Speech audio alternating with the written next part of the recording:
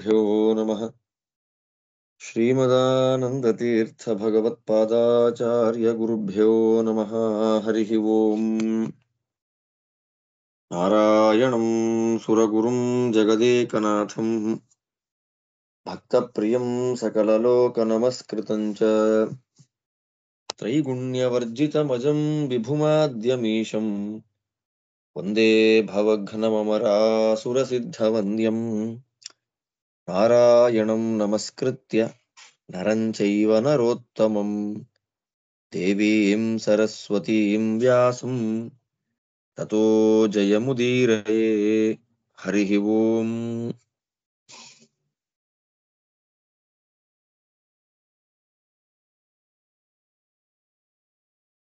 ಇಲ್ಲಿ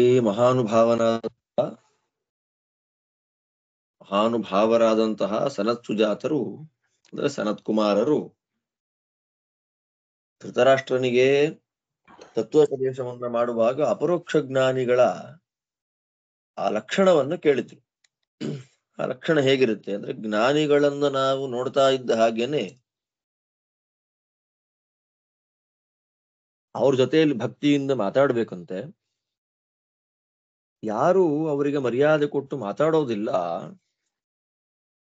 ಅಂತಹ ವ್ಯಕ್ತಿಗಳ ಆಯುಸ್ಸನ್ನ ದೇವತೆಗಳು ತಗೊಂಡ್ಬಿಡ್ತಾರೆ.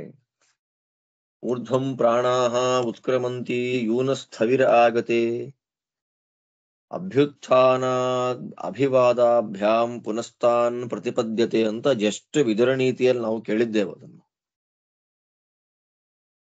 ಆದ್ದರಿಂದ ಜ್ಞಾನಿಗಳು ಬಂದಾಗ, ಸ್ವೋತ್ತಮರು ಬಂದಾಗ ನಾವಲ್ಲೇ ಕೂತಿದ್ದು ಅವರಿಗೆ ಮರ್ಯಾದೆ ಮಾಡ್ಲಿಲ್ಲ ಅಂದ್ರೆ ನಮ್ಮ ಎಲ್ಲ ಪ್ರಾಣಶಕ್ತಿ ಅವರನ್ನ ಫಾಲೋ ಮಾಡ್ಕೊಂಡು ಹೋಗ್ಬಿಡತ್ತೆ.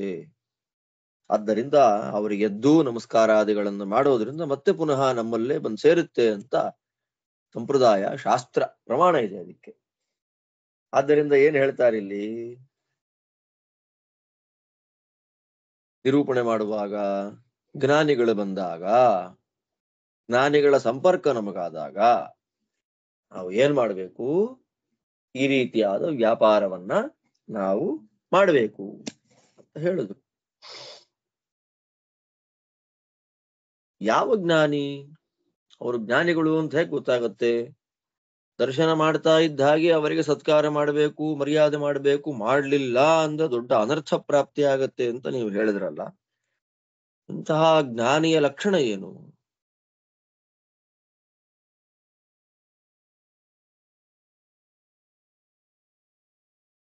ಅಂತಂದ್ರೆ ಅದಕ್ಕೆ ಉತ್ತರ ರೂಪದಲ್ಲಿ ಬಂದದ್ದು 11ನೇ ಶ್ಲೋಕ.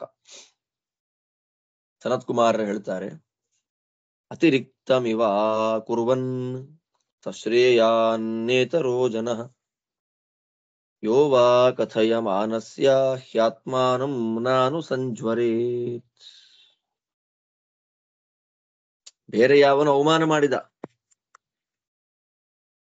ಜ್ಞಾನಿ ಇದ್ದಾನೆ, ಅವನು ಜ್ಞಾನಿ ಅಂತ ಗೊತ್ತಾಗೋದು ಹೆಂಗೆ? ಅವಮಾನ ಆಯ್ತು, ದೊಡ್ಡ ಅಪಚಾರ ಆಯ್ತು, ಅವನಿಗೆ ಮನಸ್ಸಿಗೆ ತುಂಬಾ ದುಃಖ ಆಯ್ತು. ಎಷ್ಟು ದೊಡ್ಡ ಅವಮಾನ ಆದಾಗಲೂ ಕೂಡ ಅದಕ್ಕೆ ರಿಯಾಕ್ಟ್ ಮಾಡೋದಿಲ್ಲ. ಅಲ್ಲೇ ಸ್ಪಾಂಟೇನಿಯಸ್ ರಿಯಾಕ್ಷನ್ ಅಂತ ನಾವೇನ್ ಕರಿತೇವೆ, ಆ ರಿಯಾಕ್ಷನ್ ಇಲ್ಲ ಇವರದ್ದು. ಜ್ಞಾನಿಗಳ ವೈಭವ ಹೇಗಿರುತ್ತೆ ಅಂತಂದ್ರೆ, ನಾವು ಹೇಳುವ ಮಾತುಗಳಿಗೆ ಅವಮಾನ ಮಾಡ್ಲಿ, ಬೈಲಿ, ಅವ್ರಿಗೆ ಏನೇ ಮಾಡಿದ್ರು ಕೂಡ ಕೋಪ ಇಲ್ಲ. ಅವರ ತಮ್ಮ ಅಸಹನೆಯನ್ನ ಅಭಿವ್ಯಕ್ತಿ ಮಾಡೋದಿಲ್ಲ ಸಭೆಯಲ್ಲಿ, ಸುಮ್ಮನೆ ಇರ್ತಾರೆ. ಅವನು ಹಾಗೆ ಕೂಗಾಡ್ದ ಸಭೆಯಲ್ಲಿ, ಅವಮಾನ ಮಾಡ್ದ ಅಂತ ಈ ಜ್ಞಾನಿಗಳಾದವರು ಅದಕ್ಕೆ ರಿಯಾಕ್ಟ್ ಮಾಡ್ಲಿಕ್ಕೆ ಹೋಗೋದಿಲ್ಲ. ಆದ್ದರಿಂದ ರಿಯಾಕ್ಟ್ ಮಾಡಿಬಿಟ್ರೆ ಏನಾಗುತ್ತೆ? ಪುಣ್ಯ ಎಲ್ಲ ಹೋಗ್ಬಿಡತ್ತೆ. ಇದು ವೈಭವ. ನಮಗೆ ಅವಮಾನ ಆದ್ರೂ ನಾವ್ ಯಾಕೆ ಅಲ್ಲಿ ತತ್ಕ್ಷಣಕ್ಕೆ ರಿಯಾಕ್ಟ್, ಮತ್ತು ಅವರಿಂದ ಗ್ಯಾಪ್ ಕಾಯ್ಕೊಳ್ಳೋದು, ಗ್ಯಾಪ್ ಮೇಂಟೈನ್ ಮಾಡೋದು, ಅವರ ಸಹವಾಸಕ್ಕೆ ಹೋಗದೆ ಇರೋದೆಲ್ಲ ಬೇರೆ ಮಾತು. ಆದ್ರೆ ಆ ಕ್ಷಣಕ್ಕೆ ರಿಯಾಕ್ಷನ್ ಕೊಡ್ಬಾರ್ದು, ಆ ಕ್ಷಣಕ್ಕೆ ರಿಯಾಕ್ಟ್ ಆಗ್ಬಾರ್ದು, ಅಲ್ಲೇ ಬರ್ಸ್ಟ್ ಆಗೋದು ಅಂತಾರಲ್ಲ, ಆಗ್ಬಾರ್ದು. ಯಾಕೆ ಅಂತಂದ್ರೆ ಪುಣ್ಯ ಹ್ರಾಸ ಆಗತ್ತೆ. ನಾವೆಲ್ಲ ಅಲ್ಲೇ ಭ್ರಷ್ಟ ಆಗತಕ್ಕಂತಹ ಸ್ವಭಾವ ನಮ್ಮದು. ಜ್ಞಾನಿಗಳ ಸ್ವಭಾವವನ್ನ ಸನತ್ ಸುಜಾತರು ಹೇಳ್ಬೇಕಾದ್ರೆ ಹೇಳ್ತಾರೆ ನೋಡಿ, ಪುಣ್ಯಾಧಿಕ್ಯವಾನ್ ಶ್ರೇಷ್ಠತಮಃ. ಪುಣ್ಯ ಈಸಿಯಾಗಿ ಕಳ್ಕೊಳ್ಳೋದಿಲ್ಲ ರೀ ಅವನು. ಶ್ರೇಯಾನ್ ಪುಣ್ಯ ಸಂಪಾದನೆ ಮಾಡೋದು ಎಷ್ಟು ಕಷ್ಟ ಅಂತ ಗೊತ್ತಿದೆ ಅವನಿಗೆ. ಸುಮ್ಮನೆ ಅವನು ಯಾವನು ಮಾತಾಡ್ದ ಅಂತ ಇವನು ಹಾಗೆ ಸಭೆಯಲ್ಲೇ ಪ್ರತ್ಯುತ್ತರ ಮಾಡಿ ಕೂಗಾಡಿ ಕಿರಿಚಾಡಿ ಅರಚಾಟ ಮಾಡಿಬಿಟ್ರೆ ಪುಣ್ಯ ಹೋಗತ್ತಲ್ಲ. ಯಾರಪ್ಪನ ಮನೆ ಸೊತ್ತು ಪುಣ್ಯ, ಕಷ್ಟಪಟ್ಟು ಸಂಪಾದನೆ ಮಾಡಬೇಕಾದ್ದು ಪುಣ್ಯವನ್ನ. ಆದ್ದರಿಂದ ಅಂತಹ ಪುಣ್ಯ ಅಂತನ್ನೋದು ಹ್ರಾಸ ಆಗಿಬಿಡುತ್ತೆ ಅನ್ನುವಂತಹ ದೃಷ್ಟಿಯಲ್ಲಿ ಇವ್ರೇನ್ ಮಾಡ್ತಾರೆ, ಮಾತಾಡ್ಲಿಕ್ಕೆ ಹೋಗೋದಿಲ್ಲ. ಆದ್ದರಿಂದ ಅತ್ಯಧಿಕವಾದ ಪುಣ್ಯವನ್ನ ತಮ್ಮಲ್ಲಿ ಇಟ್ಕೊಂಡಿರ್ತಾರೆ, ಅಧಿಕವಾದ ಪುಣ್ಯ ಸಂಪಾದನೆಯನ್ನ ಮಾಡ್ತಾರೆ. ಈ ತರ ಅಧಿಕವಾದ ಪುಣ್ಯ ಸಂಪಾದನೆಯನ್ನ ಮಾಡೋದ್ರಿಂದಲೇ ಅಪರೋಕ್ಷ ಜ್ಞಾನಿಗಳು ಶ್ರೇಷ್ಠರು. ಮಾನ ಆಯ್ತು, ಅಪಮಾನ ಆಯ್ತು ಅಂದ್ರೆ ಸುಖ ದುಃಖಗಳಿಗೆ, ಅಲ್ಲಿಂದ ಬಂದ ರಾಗದ್ವೇಷಗಳಿಗೆ ಸಿಕ್ಕಾಕೊಳ್ಳುವಂತಹ ಜನ ಇವರಲ್ಲ. ಮಾನ ಅಂದ್ರೆ ಸುಖ, ಅದಕ್ಕೆ ರಾಗ. ಅಪಮಾನ ಅಂದ್ರೆ ದುಃಖ, ಅದರ ಮೇಲೆ ದ್ವೇಷ. ಈ ಕ್ಯಾರೆಕ್ಟರ್, ಈ ಸಹಜ ಸ್ವಭಾವ ಜ್ಞಾನಿಗಳದ್ದಲ್ಲ. ಜ್ಞಾನಿಗಳು ಹೇಗಿರ್ತಾರೆ ಅಂದ್ರೆ, ಒಂದು ಕೈಯನ್ನ ಕತ್ತರಿಸಿ ಹಾಕ್ತಾ ಇದ್ದಾನೆ, ಅದೇ ಇನ್ನೊಂದು ಕೈಗೆ ಒಳ್ಳೆ ಚಂದನವನ್ನ ಗಂಧವನ್ನ ಹಚ್ತಾ ಇದ್ದಾನೆ. ಜ್ಞಾನಿಗಳು ಹೇಗಿರ್ತಾರೆ ಅಂತಂದ್ರೆ, ನಾ ಕಲ್ಯಾಣಂ ಚಿಂತಯೀತ ಉಭಯಸ್ತಯೋಹೋ ಅಂತ. ಕೈ ಕತ್ತರಿಸವನ ಮೇಲೆ ಕೋಪದ್ವೇಷಗಳಿಲ್ಲ, ಕೈಗೆ ಗಂಧವನ್ನ ಹಚ್ಚುವಂತಹವನ ಮೇಲೆ ಪ್ರೀತಿ ವಿಶ್ವಾಸಗಳಿಲ್ಲ. ಎರಡು ಕತ್ತರಿಸು, ಗಂಧ ಹಚ್ಚು ಅಂದ್ರೆ ಯಾವುದನ್ನು ಸುಖ ದುಃಖಗಳನ್ನು ಹಚ್ಚಿಸಿಕೊಳ್ಳಲಿಕ್ಕೆ ಹೋಗೋದಿಲ್ಲ. ಎಲ್ಲದರಿಂದ ದೂರನಾಗಿ ವಿರಕ್ತನಾಗಿರ್ತಾನೆ ಅಜ್ಞಾನಿ. ಆದ್ದರಿಂದ ಯಾರಿಗೆ, ತುಂಬಾ ದೊಡ್ಡ ಮಾತು ಹೇಳ್ತಾರೆ, ಯಾರಿಗೆ ಅವಮಾನ ಆಗತ್ತೆ ಅವರಿಗೆ ಯೋಗ ಸಿದ್ಧಿ ಅನ್ನೋದು ಬೇಗ ಆಗತ್ತೆ.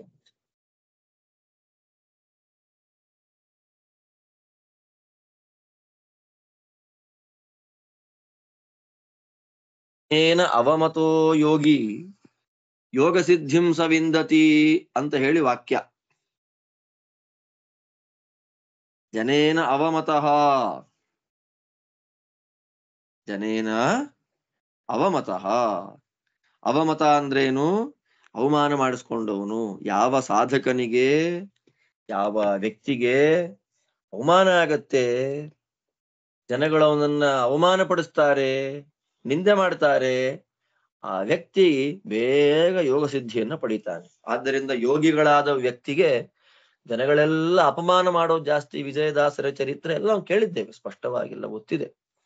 ಆದ್ದರಿಂದ ದೊಡ್ಡವರಿಗೆ ಯಾರು ಬೇಗ ಅವಮಾನ ಆಗತ್ತೆ, ಕನಕದಾಸರ ಹಾಡು ಬಹಳ ಪ್ರಸಿದ್ಧ ಅಲ್ವಾ?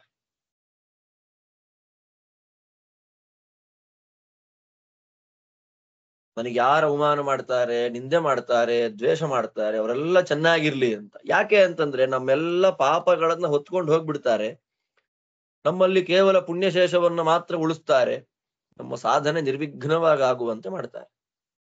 ಆದ್ದರಿಂದ ಬ್ರಾಹ್ಮಣನಾದವನು ಅಂದ್ರೆ ಜ್ಞಾನಿಯಾದವನು ಹೆದರ್ಬೇಕಾದ್ದು ಯಾವುದಕ್ಕೆ ಅಂತಂದ್ರೆ ಸನ್ಮಾನಕ್ಕೆ.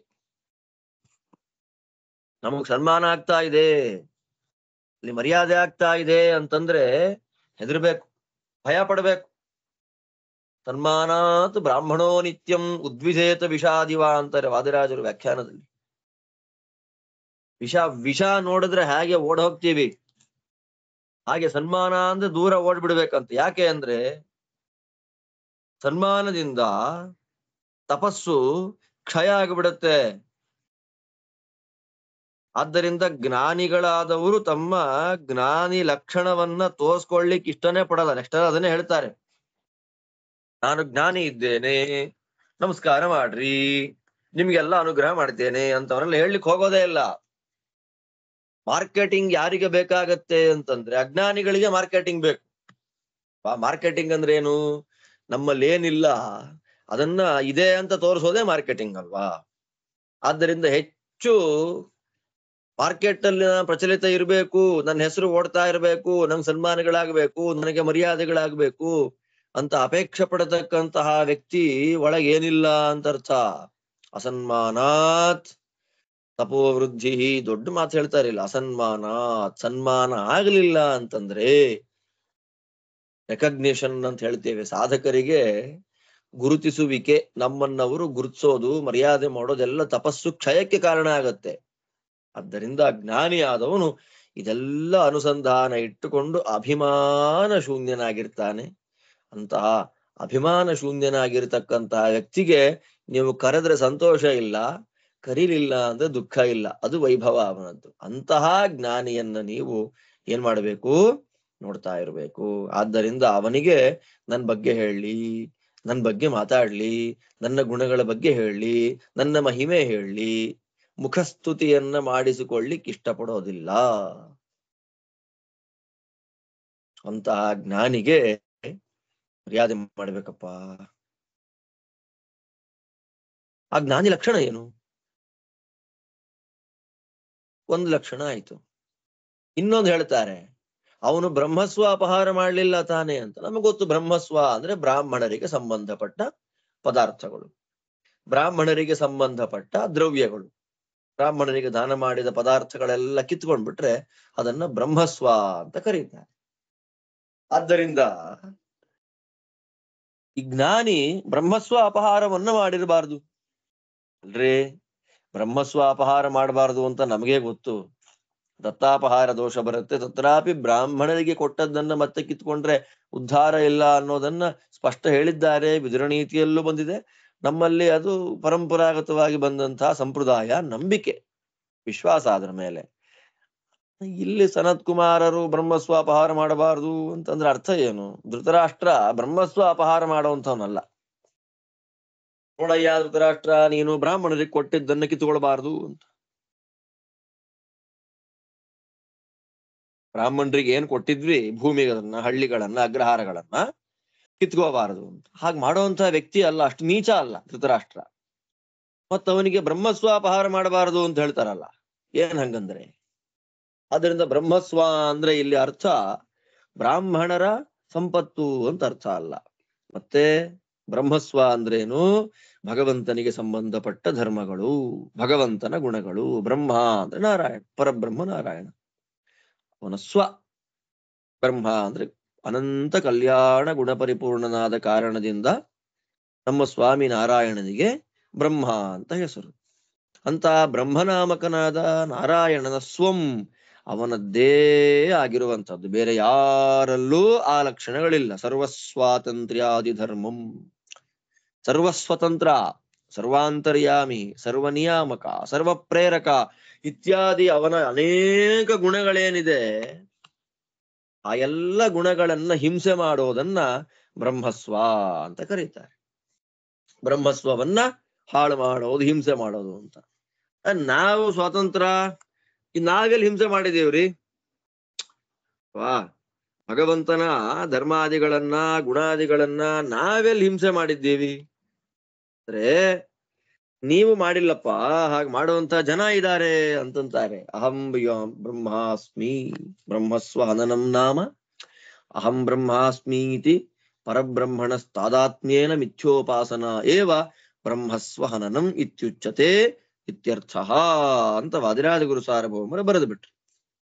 ಬ್ರಹ್ಮಸ್ವ ಹನನ ಅಂದ್ರೆ ಏನು? ಬ್ರಹ್ಮಸ್ವ ಹರಣ ಅಂತಂದ್ರೆ, ಹನನ ಅಂದ್ರೆ ನಾನೇ ಪರಬ್ರಹ್ಮ ಇದ್ದೇನೆ, ನಾನು ಜೀವ, ನನಗೆ ದುಃಖ ಕಾಣ್ತಾ ಇದೆ, ಅಲ್ಪಗುಣತ್ವ ಕಾಣ್ತಾ ಇದೆ, ಪರಾಧೀನತ್ವ ಕಾಣ್ತಾ ಇದೆ, ಅದೆಲ್ಲ ಕಣ್ಣಿಗೆ ಕಾಣ್ತಾ ಇದ್ರು ಕೂಡ ಅದೆಲ್ಲವನ್ನ ಅಪಲಾಪ ಮಾಡಿ ಪಕ್ಕಕ್ಕೆ ಬಿಸಾಕಿ ನಾನು ಬ್ರಹ್ಮ, ಅಹಂ ಬ್ರಹ್ಮಾಸ್ಮಿ ಎಂಬುದಾಗಿ ವೇದ ಏನು ಹೇಳ್ತು ಅದನ್ನ ವಿಪರೀತವಾಗಿ ಅರ್ಥ ಮಾಡಿಕೊಂಡು ಅಪೋಸಿಟ್ ವೇನಲ್ಲಿ ಚಿಂತನೆ ಮಾಡ್ತಾ ನಾನೇ ಬ್ರಹ್ಮ, ಜೀವನೇ ಬ್ರಹ್ಮ ಅಂತ ಮಿಥ್ಯೋಪಾಸನೆಯನ್ನ ಮಾಡ್ತಾರಲ್ಲ, ಅಂತಹ ಮಿಥ್ಯೋಪಾಸನೆಯೇ ಬ್ರಹ್ಮಸ್ವ ಹನನ.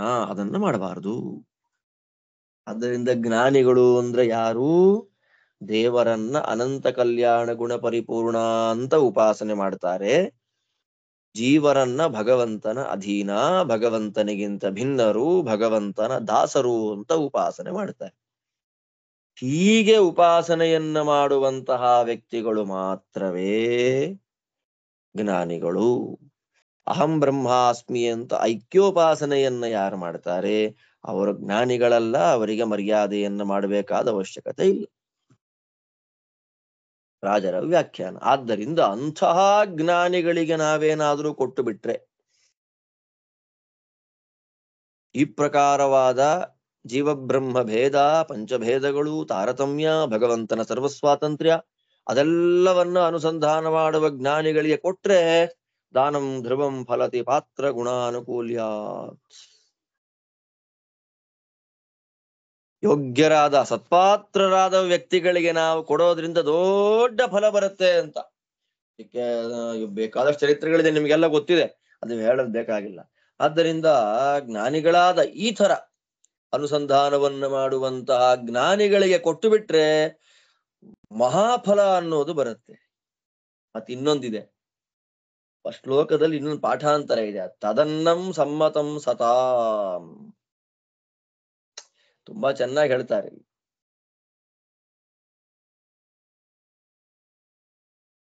ತದ್ದತ್ತಂ ಅಂತ ಒಂದು ಪಾಠಾಂತರ, ತದನ್ನಂ ಅಂತ ಅಂದ್ರೆ ಅವನಿಗೆ ಕೊಟ್ಟಿದ್ದು ಅಂತ ಒಂದಿದೆ, ಇನ್ನೊಂದು ತದ್ದತ್ತಂ ಅಂತ ಹೇಳಿದ್ರು. ತದ್ದತ್ತಂ ಏನ್ ತದ್ದತ್ತಂ? ಅವನಿಗೆ ಕೊಡೋದ್ ಸರಿ, ಅವನಿಂದ ಇಸ್ಕೊಳ್ಳೋದೇನ್ರಿ ನಾವು?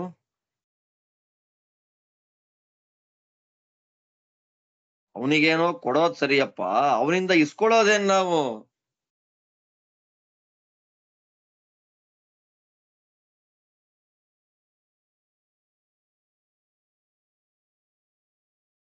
ಅದಕ್ಕೆ ಹೇಳ್ತಾರೆ, ಅವನಿಂದ ಇಸ್ಕೊಳ್ಳೋದು ಅನ್ನೋ ಶಬ್ದಕ್ಕೆ ಮೀನಿಂಗ್ ಏನು ಅಂದ್ರೆ ನಾವೇನಾದ್ರೂ ಮಹಾ ಅಪರಾಧಗಳನ್ನ ಮಾಡಿಬಿಟ್ವಿ, ದೊಡ್ಡ ತಪ್ಪು, ತುಂಬಾ ದೊಡ್ಡ ತಪ್ಪು ನಮ್ಮಿಂದ ಆಗಿದೆ, ತುಂಬಾ ದೊಡ್ಡ ತಪ್ಪು ನಮ್ಮಿಂದ ಆಗಿದೆ.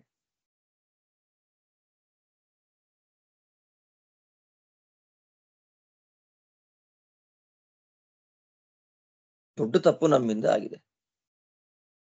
ಅದಕ್ಕೆ ನಾವೇನ್ ಮಾಡೋದು? ಆ ತಪ್ಪಾದಾಗ ತಪ್ಪನ್ನ ಸರಿ ಮಾಡ್ಕೊಳ್ಬೇಕು ಅಂದ್ರೆ ಏನ್ ಮಾಡ್ಬೇಕು ಅಂತಂದ್ರೆ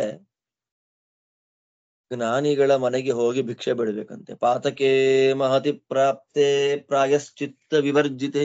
ಪ್ರಾಯಶ್ಚಿತ್ತವೇ ಇಲ್ಲದ ಪಾಪ ಏನಾದ್ರೂ ನಾವು ಮಾಡಿದ್ದೇವೆ ಅಂತಂದ್ರೆ, ನಾವು ಎಷ್ಟು ದೊಡ್ಡ ತಪ್ಪನ್ನು ಮಾಡಿದ್ದೇವೆ ಅಂತಂದ್ರೆ ಪ್ರಾಯಶ್ಚಿತ್ತವೇ ಇಲ್ಲ, ಅಂತಹ ಪಾಪ ನಮ್ಮಿಂದ ಆಗಿದೆ ಅಂತಂದ್ರೆ ಅನ್ನ ತಿನ್ಬೇಕಲ್ಲ, ಉಪವಾಸ ಇರ್ಬೇಕು ಅಂತ ಶಾಸ್ತ್ರ. ಪ್ರಾಯಶ್ಚಿತ್ತವಿಲ್ಲದ ಪಾಪಗಳನ್ನ ಮಾಡಿದ್ರೆ ಉಪವಾಸ ಬೀಳ್ಬೇಕು ಅಂತ. ಆದ್ರೆ ವೈಷ್ಣವ ನೀಡಿದ ಅನ್ನವನ್ನ ತಿನ್ಬಹುದು ಅಂತ. ಯಾಚಯೇದು ವೈಷ್ಣವಸ್ಯ ಅನ್ನಂ. ವೈಷ್ಣವ ಅನ್ನವನ್ನ, ವಿಷ್ಣು ಸರ್ವೋತ್ತಮತ್ವವನ್ನ, ವಾಯು ಜೀವೋತ್ತಮತ್ವವನ್ನ, ಜಗತ್ ಸತ್ಯತ್ವವನ್ನ, ಪಂಚಭೇದ, ತಾರತಮ್ಯ ಇತ್ಯಾದಿ ಎಲ್ಲ ಶಾಸ್ತ್ರವಿಹಿತವಾದ ಪ್ರಮೇಯಗಳನ್ನ ಯಾವನು ಚಿಂತನೆ ಮಾಡ್ತಾನೆ ಅವನು ಕೊಟ್ಟ ಅನ್ನವನ್ನ ತಿನ್ಬಹುದು, ಅಂದ್ರೆ ವೈಷ್ಣವನ ಅನ್ನವನ್ನ ತಿನ್ಬಹುದು. ಆದ್ರೆ ವೈಷ್ಣವನ ಅನ್ನ ಸಿಗಲಿಲ್ಲ ಅಂದ್ರೆ ತದಭಾವೇ ಜಲಂ ಪಿಬೇತ್.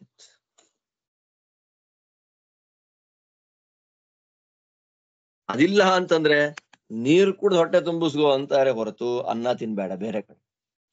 ಅದರಿಂದ ಬ್ರಹ್ಮಸ್ವವನ್ನ ಅಂದ್ರೆ ಪರಬ್ರಹ್ಮನ ಸರ್ವಸ್ವಾತಂತ್ರ್ಯಾದಿ ಗುಣಗಳನ್ನ ಅಪಲಾಪ ಮಾಡಬಾರದು, ನಾನೇ ಬ್ರಹ್ಮ ಅನ್ಬಾರ್ದು. ಮತ್ ಇನ್ನೊಂದು ಬ್ರಹ್ಮಸ್ವ ಅಂತಂದ್ರೆ ಬ್ರಾಹ್ಮಣರ ಕುಶ. ಚೆನ್ನಾಗಿದೆ ನೋಡಿ, ಕೃಷ್ಣಾಜಿನ ಜಟೆ ದರ್ಭೆಗಳು ಇದೇ ಬ್ರಾಹ್ಮಣರ ಸಂಪತ್ತು. ಜ್ಞಾನಿಗಳ ಸಂಪತ್ತು ಯಾವುದು ಇದೆ? ಅವ್ರ ಕೈಲಿರೋ ಸಂಪತ್ತು ಯಾವುದು? ದರ್ಭೆಗಳು, ವಲ್ಕಲಾಜಿನ, ನಾರುಮಡಿ, ಚೇಲ, ಕೃಷ್ಣಾಜಿನ, ಇದೆಲ್ಲ ಅವ್ರ ಸಂಪತ್ತು. ಅದರಿಂದ ಮುಖ್ಯವಾಗಿ ಬ್ರಾಹ್ಮಣನ ಸಂಪತ್ತು ಅಂತಂದ್ರೆ ಬ್ರಹ್ಮಸ್ವ ಅಂತಂದ್ರೆ ಭಗವಂತನ ಗುಣಗಳು ಹೇಳಿದ್ರು. ಇಲ್ಲಿ ತನಕ ಏನ್ ಹೇಳಿದ್ರು? ಇಲ್ಲಿ ತನಕ ನಮ್ಗೆ ಏನ್ ಹೇಳಿದ ಹಾಗೆ ಆಯ್ತು ಎಲ್ಲ ಹೇಳಿದ್ರಲ್ಲ. ಯಾವ ತತ್ವವನ್ನ ನಮಗೆ ಈಗ ತಿಳಿಸ್ಕೊಟ್ಟ ಹಾಗಾಯ್ತು.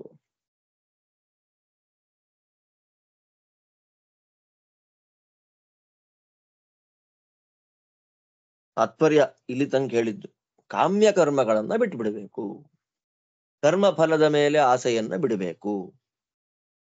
ಅದು ಸನ್ಯಾಸ. ಕಾಮ್ಯಾನಾಂ ಕರ್ಮಣಾಂ ನ್ಯಾಸಂ ಸನ್ಯಾಸಂ ಕವಯೋ ವಿದುಹು. ಚೆನ್ನಾಗಿ ಹೇಳಿದ್ರು. ಕಾಮ್ಯ ಕರ್ಮಗಳನ್ನ ಬಿಡಬೇಕು. ಇಲ್ಲಿ ತನಕ ಅಷ್ಟೇ ತಾನೆ ಹೇಳ್ಕೊಂಡ್ ಬಂದಿದ್ದೆ ಎಲ್ಲ ಶ್ಲೋಕಗಳಲ್ಲಿ. ಕಾಮ್ಯ ಕರ್ಮಗಳನ್ನ ಬಿಡ್ರಪ್ಪ, ಕರ್ಮಗಳ ಮೇಲೆ ಆಸೆಯನ್ನ ಬಿಡಿ, ಫಲದ ಬುದ್ಧಿ ಇಟ್ಟುಕೊಂಡು ಕರ್ಮಾಚರಣೆ ಮಾಡಬೇಡಿ, ಅದನ್ನೇ ಹೇಳ್ಕೊಂಡು ಬಂದ್ರು. ಈಗ ಜ್ಞಾನಿಗಳಲ್ಲಿ 2 ಥರ ಜ್ಞಾನಿಗಳು ಇದ್ದಾರೆ. ಜ್ಞಾನಿಗಳ ಸೇವೆಯನ್ನು ಮಾಡಬೇಕು, ಜ್ಞಾನಿಗಳ ಪೂಜೆಯನ್ನ ಮಾಡಬೇಕು. ಇದೆಲ್ಲ ತತ್ವವನ್ನ ಸನತ್ ಕುಮಾರರು ಹೇಳಿದ್ರು.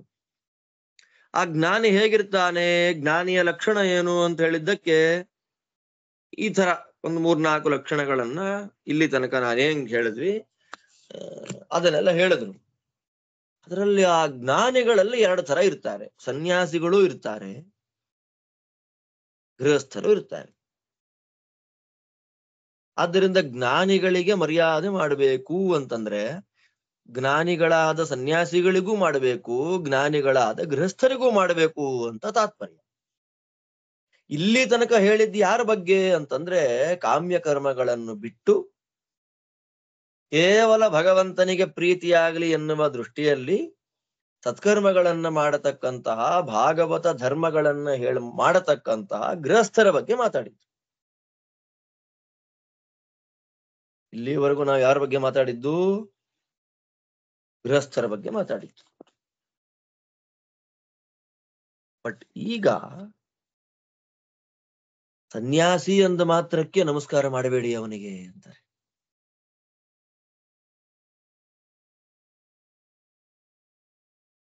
ನಮ್ಮಲ್ಲಿ ವಸ್ತ್ರಕ್ಕೆ ಬೆಲೆ, ಒಳಗಿನ ಅಂತಃಸತ್ವ ಹೇಗಿದೆ ಅಂತ ನೋಡ್ಲಿಕ್ಕೆ ಹೋಗೋದೇ ಇಲ್ಲ. ಅವರು ಬಾಯಿ ಬಿಡೋದೇ ಇಲ್ಲ. ಬಾಯಿ ಬಿಟ್ರೆ ಬಣ್ಣಗೇಡು ಅಂತ ಕನ್ನಡದಲ್ಲಿ ಒಂದು ಮಾತಿದೆ. ಅವನ ಬಾಯಿ ಬಿಟ್ರೆ, ಬಾಯಿ ತೆಗೆದ್ರೆ ಅವನ ಶಬ್ದ ಹೇಗಿದೆ, ಅವನ ಪಾಂಡಿತ್ಯ ಹೇಗಿದೆ, ಅವನ ಜ್ಞಾನದ ಲೆವೆಲ್ ಎಲ್ಲಿದೆ ಗೊತ್ತಾಗ್ಬಿಡುತ್ತೆ. ಆದ್ದರಿಂದ ಏನೋ ಮೌನ ಮಾಡ್ತಿರೋ ತರ, ಬಿಲ್ಡಪ್ ಕೊಡೋ ತರ ನಾಟಕ ಮಾಡ್ತಾ ಇರ್ತಾರೆ. ಅಂತ ಅವರು ಗೃಹಸ್ಥರಲ್ಲೂ ಇರ್ತಾರೆ, ಸನ್ಯಾಸಿಗಳಲ್ಲೂ ಇರ್ತಾರೆ. ಸನತ್ ಕುಮಾರರಿಗೆ ನಾಚಿಕೆ ಇಲ್ಲ ರೀ. ಅವರು ಪರಮಹಂಸ ಶ್ರೇಷ್ಠರು, ಪರಮಹಂಸಾಚಾರ್ಯ ಸರ್ವಜ್ಞ ಸನತ್ ಸುಜಾತ ಮುನಿಹಿ ಅಂತ ಬರೀತಾರೆ ವಾದಿರಾಜ ಸ್ವಾಮಿಗಳು. ಪರಮಹಂಸಾಚಾರ್ಯರು ಅವರೆಲ್ಲ, ಸರ್ವಜ್ಞರು, ಓಂಕಾರ ಪ್ರತಿಪಾದ್ಯನಾದ ಭಗವಂತನನ್ನ ಚೆನ್ನಾಗಿ ತಿಳಿದ ಅಪರೋಕ್ಷ ಜ್ಞಾನಿ ವರೆಣ್ಯರು. ಅವ್ರಿಗೇನು, ಅಯ್ಯೋ ನನ್ನವ್ರು ಕರೀಲಿಲ್ಲ ಅಂದ್ರೆ, ಅವ್ರು ಅವಮಾನ ಮಾಡಿಬಿಟ್ರೆ, ಅವ್ರು ಮರ್ಯಾದೆ ಮಾಡ್ಲಿಲ್ಲ, ಯಾವ ಭಯವೂ ಮಹಾನುಭಾವರಿಗಿಲ್ಲ. ಅದಕ್ಕೆ ಡೈರೆಕ್ಟ್ ಆಗಿ ಹೇಳ್ತಾರೆ ವಿಷಯನ. ಸನ್ಯಾಸಿಗಳಾದವರು ಕೆಲವರು ವೇಷ ಹಾಕೊಂಡು ಓಡಾಡ್ತಾ ಇರ್ತಾರೆ, ನಂಬಿ ಮೋಸ ಹೋಗಬೇಡಿ ಎಲ್ಲ ಹೇಳ್ತಾರೆ. ಇದಾನಿ ಇಲ್ಲಿ ತನಕ ಗೃಹಸ್ಥ ಜ್ಞಾನಿಗಳ ಬಗ್ಗೆ ಹೇಳಿ, ಈಗ ಎಂಥವ್ರು ಇರ್ತಾರೆ ಅಂಥವ್ರು ಸಹವಾಸ ಮಾಡಬೇಡಿ ಅಂತ ಹೇಳ್ತಾ ಇದ್ದಾರೆ. ಸ್ವಾಶ್ರಮೋಚಿತ ಧರ್ಮ ಅಪರಿಜ್ಞಾನೇನ ಸ್ವಪೂರ್ವಾಶ್ರಮೋಪಾರ್ಜಿತ ಧನಾದಿನ ಉತ್ಪನ್ನ ಅನ್ನಾದಿನ ಸ್ವಯಾತ್ರಾಚರಣೇನ ತೇಷಾಂ ಮಹಾ ಅನರ್ಥ ಪ್ರಾಪ್ತಿರಿತಿ ಸದೃಷ್ಟಾಂತೋಪಪಾದನೇನ ಸನ್ಯಾಸಿಭಿಃ ದೇಹಯಾತ್ರಾವಶೇಷಿತಃ ಇತ್ಯಾದಿ ಪ್ರಮಾಣಾನುಸಾರೇಣ ಸರ್ವಂ ಪರಿತ್ಯಜ್ಯ ಜ್ಞಾನಪೂರ್ವಕ ಅನುಷ್ಠಾನಮೇವ ಕಾರ್ಯಂ ನಾನ್ಯಥಾ ಇತ್ಯುಪದಿಶತಿ. ಈಗ ಸನ್ಯಾಸಿಗಳನ್ನು ನಾವು ಜ್ಞಾನಿಗಳಾದ ಗೃಹಸ್ಥರಿಗೆ ಹೇಗೆ ಮರ್ಯಾದೆ ಕೊಡಬೇಕೋ ಅದೇ ರೀತಿಯಲ್ಲಿ ಜ್ಞಾನಿಗಳಾಗಿರ್ತಕ್ಕಂತಹ ಸನ್ಯಾಸಿಗಳನ್ನು ಮರ್ಯಾದೆ ಮಾಡಬೇಕು ಅಂತ ಹೇಳಿದ್ರು. ಎಂಥ ಸನ್ಯಾಸಿಗಳನ್ನ? ಜ್ಞಾನಿಗಳಾದಂತಹ ಸನ್ಯಾಸಿಗಳನ್ನ. ಸುಮ್ಮನೆ ಸನ್ಯಾಸ ವೇಷ ಹಾಕೊಂಡವರನ್ನಲ್ಲ. ಸನ್ಯಾಸ ವೇಷ ಹಾಕೊಂಡವ್ರು ಹೇಗಿರ್ತಾರೆ? ಸನ್ಯಾಸಾಶ್ರಮ ಧರ್ಮವನ್ನ ತಿಳಿದೇ, ಬಹಳ ಕಷ್ಟ ಇದೆ ರೀ ಇದೆಲ್ಲ, ಹೇಳೋದು ಕಷ್ಟ, ಕೇಳೋದು ಕಷ್ಟ. ಆಶ್ರಮ ಧರ್ಮದ ಪರಿಜ್ಞಾನವೇ ಇಲ್ಲದೆ ಪೂರ್ವಾಶ್ರಮದಲ್ಲಿ ಸಂಪಾದನೆ ಮಾಡಿದ ಹಣದಿಂದ ಈಗ ಊಟ ಮಾಡ್ತಾ, ಎಂಥ ಮಾತು! ಪೂರ್ವಾಶ್ರಮದಲ್ಲಿ ಸಂಪಾದನೆ ಮಾಡಿದ ಸಂಪತ್ತಿನಿಂದ ಈಗ ಬದುಕನ್ನ ಕಾಣ್ತಾ, ಯಾವನು ಸನ್ಯಾಸಿ ಅಂತ ಹೇಳ್ಕೊಂಡು ತಿರುಗಾಡ್ತಾ ಇರ್ತಾನೆ ಅವನು ಮಹಾ ಅನರ್ಥಕರವಾದ ಕೆಲಸವನ್ನ ಮಾಡ್ತಾ ಇದ್ದಾನೆ. ಹಾಗಿರಬಾರ್ದು. ಅಂತಹವರನ್ನ ಬಿಟ್ಟು, ಅಂತಹ ದುಷ್ಟ ಸನ್ಯಾಸಿಗಳನ್ನ ಬೈತಾರೆ. ಆ ಶ್ಲೋಕ ಅರ್ಥ ಹೇಳುವಾಗ ಹೇಳ್ತೀನಿ. ಬಿಟ್ಟು ಜ್ಞಾನಪೂರ್ವಕವಾದ ಅನುಷ್ಠಾನವನ್ನ ಯಾರು ಮಾಡ್ತಾನೆ ಅಂತ ಗೃಹಸ್ಥನೇ ದೊಡ್ಡವನು, ಅವನಿಗೆ ಪೂಜೆ ಮಾಡ್ರಿ. ಪೂರ್ವಾಶ್ರಮ ಅಂತ ಪೂರ್ವಾಶ್ರಮದ ಒಂದು ಹಿಂದೆನೇ ಸುತ್ತಾಡ್ತಾ ಅಲ್ಲಿಂದ ಬಂದ ಸಂಪತ್ತನ್ನ, ಅಲ್ಲಿಂದ ಬಂದ ಬ್ಯಾಕ್ ಗ್ರೌಂಡ್ ಅನ್ನೇ ಉಪಯೋಗ ಮಾಡ್ಕೊಳ್ತಾ ಬದುಕತಕ್ಕಂತಹ ವ್ಯಕ್ತಿ ಅವ ನಿಜಾರ್ಥದಲ್ಲಿ ಸನ್ಯಾಸ ಧರ್ಮದ ಜ್ಞಾನವೇ ಇಲ್ಲದ ವ್ಯಕ್ತಿ. ಅವನಿಗಿಂತ ಒಳ್ಳೆ ಗೃಹಸ್ಥಾಶ್ರಮಿಯಾದ ಜ್ಞಾನಿಯಾದವನು ಶ್ರೇಷ್ಠ.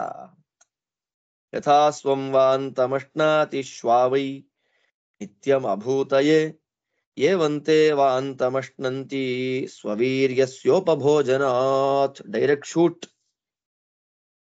ಅದು. ನಾಯಿ ಏನ್ ಮಾಡುತ್ತೆ? ಅದು ತಾನು ತಿಂದಿದ್ದನ್ನೇ ತಾನು ವಾಂತಿ ಮಾಡುತ್ತೆ. ಅದು ನಾಯಿ, ಅದಕ್ಕೆ ನಾಯಿ ಪಾಡು, ನಾಯಿ ಜೀವನ ಅಂತ ಕರೆಯೋದು. ಪಾಪ ತಿನ್ನುತ್ತೆ, ತಿಂದದು ವಾಂತಿ ಮಾಡುತ್ತೆ ಅಂತ ವಾಂತಿ ಮಾಡಿದ್ದನ್ನೇ ಮತ್ತೆ ತಿನ್ನುತ್ತೆ. ಆದ್ರೆ ಹಣೆ ಬರ ಅದು. ಚೆನ್ನಾಗಿ ಬೈತಾರೆ. ಶ್ವಾವೈ ಶ್ವ. ನಾಯಿ ಯಥಾ ಸ್ವಂ ವಾಂತಮಶ್ನಾತಿ ಶ್ವ. ನಾಯಿ ತಾನು ತಿಂದದ್ದನ್ನ ವಾಂತಿ ಮಾಡಿ ಮತ್ತೆ ಅದೇ ತಿನ್ನುತ್ತೆ. ಅದಕ್ಕೆ ನಾಯಿ ಸಾಕ್ಬಾರ್ದು ಮನೇಲಿ ಅಂತ ಹೇಳ, ದರಿದ್ರ ಅಂತ. ದೇವ್ರ ಪೂಜೆ ಮಾಡಲ್ಲ, ನಾಯಿ ಊಟ ಹಾಕ್ತಾ ಇರ್ತಾರೆ, ನಾಯಿ ಸ್ನಾನ ಮಾಡಿಸ್ತಾ ಇರ್ತಾರೆ. ಹಣೆ ಬರ ಅದು. ನಾಯಿನ ಯಾಕೆ ಸಾಕ್ಬಾರ್ದು ಅಂದ್ರೆ ಈ ಕಾರಣಕ್ಕೆ, ತಾನು ತಿಂದದ್ದನ್ನ ತಾನೇ ವಾಂತಿ ಮಾಡಿ, ತಾನು ವಾಂತಿ ಮಾಡಿದ ಪದಾರ್ಥವನ್ನ ತಾನೇ ತಿನ್ನುತ್ತೆ. ಹಾಗೆಯೇ ಶ್ವಾವೈ, ಶ್ವ ಅಂದ್ರೆ ಮೂರ್ಖ ಅಂತ ಅರ್ಥ. ಶ್ವ ಅನ್ನೋ ಶಬ್ದಕ್ಕೆ ನಾಯಿ ಅಂತಲೂ ಅರ್ಥ ಇದೆ, ಶ್ವ ಅನ್ನೋ ಶಬ್ದಕ್ಕೆ ಮೂರ್ಖ ಅಂತನೂ ಅರ್ಥ ಇದೆ.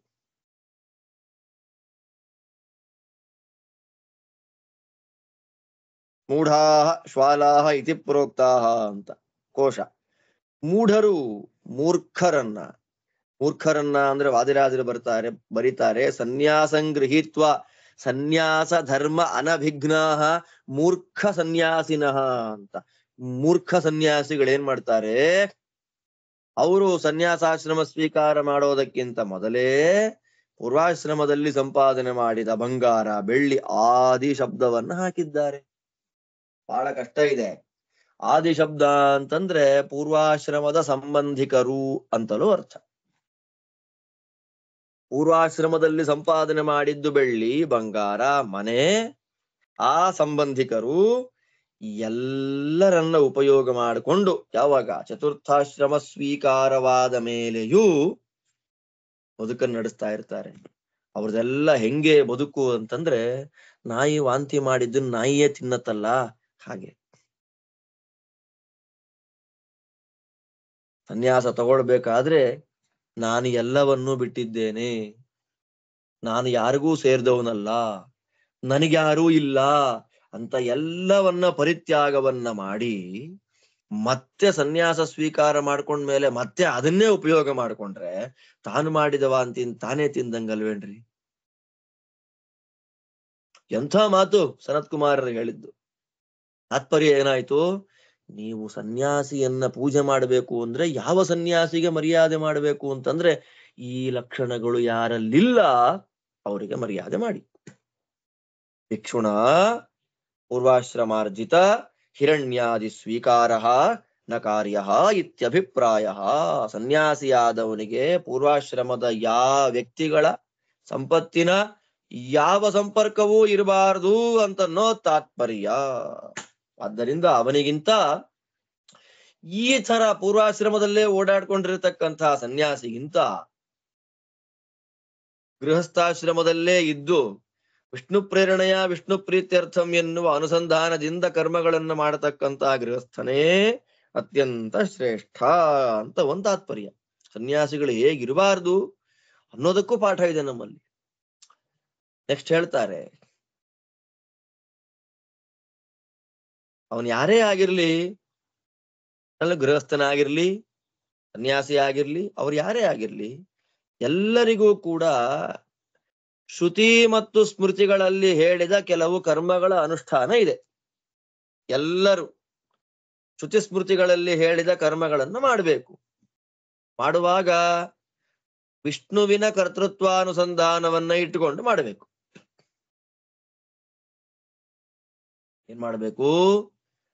ವಿಷ್ಣುವಿನ ಕರ್ತೃತ್ವಾನುಸಂಧಾನವನ್ನ ಇಟ್ಟುಕೊಂಡು ಮಾಡಬೇಕು. ಭಗವಂತ ನನ್ನಿಂದ ಮಾಡಿಸ್ತಾ ಇದ್ದಾನೆ, ಅದರ ಫಲವನ್ನ ನನಗೆ ಕೊಟ್ಟು ವಿಶೇಷ ಅನುಗ್ರಹವನ್ನ ಮಾಡ್ತಾನೆ. ಅಂದ್ರೆ ಜ್ಞಾನ ಸಹಕೃತವಾದ ಕರ್ಮವೇ ಅದು ಮೋಕ್ಷಕ್ಕೆ ಸಾಧನ. ವರ್ಣಾಶ್ರಮೋಚಿತವಾದ ಧರ್ಮ ನೂರಾರಿದೆ. ಎಲ್ಲದರಲ್ಲೂ ವರ್ಣಾಶ್ರಮೋಚಿತವಾದಂತಹ ಧರ್ಮಾನುಷ್ಠಾನವನ್ನು ಮಾಡಬೇಕಾದ್ರೆ ಜ್ಞಾನ ಇರಬೇಕು, ಬೇರೆಯವರು ಇಲ್ಲ. ಆದ್ದರಿಂದಲೇ ಕೇವಲ ಸನ್ಯಾಸಿ ಮಾತ್ರ ಅಲ್ಲ, ಗೃಹಸ್ಥೋಪಿ ವಿಮುಚ್ಯತೆ. ಜ್ಞಾನಯುಕ್ತವಾದ, ಜ್ಞಾನದಿಂದ ಕೂಡಿದ ವರ್ಣಾಶ್ರಮೋಚಿತವಾದ ಸತ್ಕರ್ಮಗಳನ್ನ ಮಾಡತಕ್ಕಂತ ಗೃಹಸ್ಥನೂ ಮೋಕ್ಷಕ್ಕೆ ಹೋಗ್ತಾನೆ. ಜ್ಞಾನಹೀನನಾಗಿರ್ತಕ್ಕಂತಹ ಸನ್ಯಾಸಿಗಿಂತ, ಎಂಥ ಮಾತ್ರಿ, ಜ್ಞಾನಹೀನ ಸನ್ಯಾಸಾದ್ಯಾಶ್ರಮಾದ್ಯಪೇಕ್ಷಯ. ಆದಿರಾಜರ ಮಾತು ಎಲ್ಲ ತುಂಬಾ ಜೋರಾಗಿ ಹೇಳ್ತಾರೆ ಅವರು. ಜ್ಞಾನಹೀನವಾದಂತಹ ಸನ್ಯಾಸಾಶ್ರಮಕ್ಕಿಂತ ಜ್ಞಾನಹೀನವಾದಂತಹ ಸನ್ಯಾಸಾಶ್ರಮ ಅದು ಹೇಗಿರುತ್ತೆ ಅಂತ ಹೇಳಿದ್ರು ಈಗಿನ ಶ್ಲೋಕದಲ್ಲಿ. ಅದಕ್ಕಿಂತಲೂ ಜ್ಞಾನದಿಂದ ಕೂಡಿದ ನಿವೃತ್ತ ಧರ್ಮಾನುಷ್ಠಾನವನ್ನ ಮಾಡತಕ್ಕಂತ ಗೃಹಸ್ಥನೇ ಶ್ರೇಷ್ಠ ಅಂತನ್ನೋದನ್ನ ಮುಂದೆ ಹೇಳ್ತಾರೆ. ನಿತ್ಯಮಜ್ಞಾತಚರ್ಯಾಮೇ ಇತಿ ಮನ್ಯೇತ ಬ್ರಾಹ್ಮಣ ಜ್ಞಾತೀನ ಅಂತು ವಸನ್ ಮಧ್ಯೆ ನೈವಂ ವಿಂದೇತ ಕಿಂಚನ. ದೊಡ್ಡ ಮಾತು.